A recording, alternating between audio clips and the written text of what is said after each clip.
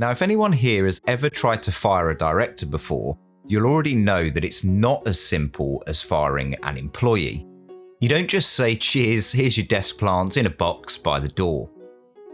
Sometimes it's easy, they retire, they move on, and you all part ways on friendly terms.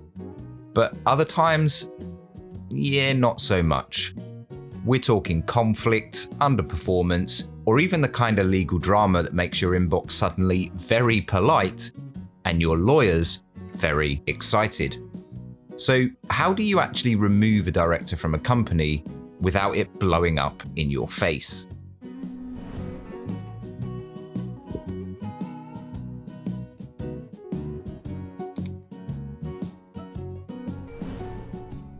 Now, the first thing you need to understand is knowing your why. If it's voluntary, they're resigning, retiring, or heading off to spend more time with the family, brilliant. That's the easy one. They write a resignation letter, you log it in the board minutes, and you file a TM01 form with Companies House. And then there's the goodbye cake. Nice. If they're not going voluntarily, well, that's where the fun begins. We're talking underperformance, breach of duty, or that vague phrase breakdown in trust, which usually means people just aren't speaking anymore. In that case, you've got to follow the process set out in the Companies House Act 2006. There can be zero shortcuts here. Secondly, check the Articles of Association. Think of this as your company's instruction manual. Sometimes directors, especially founders or big shareholders, do have special protections written in them. If you skip this step and just plow ahead, you could end up with an invalid process, or worse, a very awkward court date. So absolutely check that first. And lastly, if they're not leaving willingly, there's 4 things that you really need to do here. The first one is a special notice. Now, shareholders need to give at least 28 days notice of the meeting to remove the director. No sneaky same-day calendar invites here. Next is the general meeting.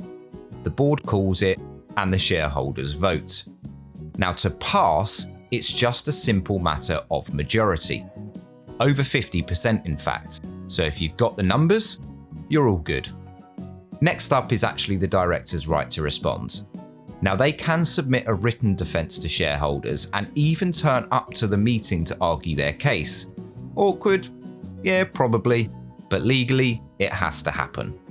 And finally, the vote itself. Now, if the resolution passes, that's it. You then file a TM01 form with Companies House within 14 days to make it official. That's pretty much the paperwork box ticked.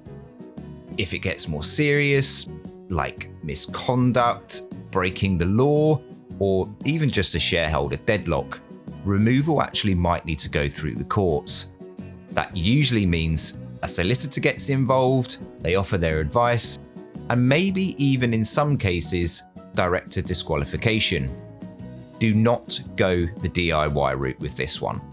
Now, one final thing to remind you of here is that even after they're removed, the company can still be liable for stuff that they did while they were in office. So if you're thinking of cutting corners, as I mentioned before, just don't do it. This is one of those times when paying for proper legal advice is one of the smartest investments you will ever make. Here's a very quick recap.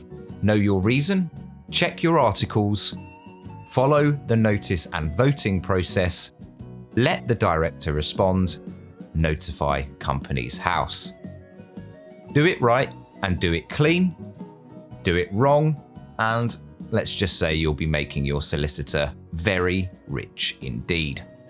Now, if you've got questions about removing a director or anything about running a limited company, drop them in the comments. Drop us a like, hit subscribe, and we'll see you at the next one.